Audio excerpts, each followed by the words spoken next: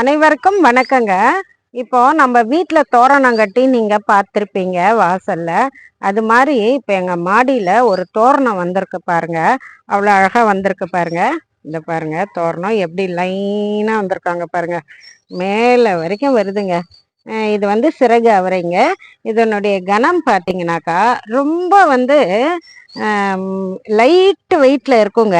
அதனால தான் இதுக்கு சிறகு அவரைன்னு பேருங்க. இந்த பாருங்க எவ்வளோ நீளமாக எவ்வளோ ரெண்டு வகை இருக்குங்க. இது வந்து ரொம்ப நல்லா இருக்குங்க. சமைச்சா இப்படி பச்சையாகவே கழுவிட்டு வெள்ளரிக்காய் மாதிரி சாப்பிட்லாங்க.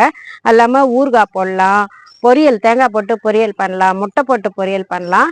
இந்த பச்சையும் அங்கே வந்து ஊதா நிற சிறகு அவரையும் இருக்குதுங்க.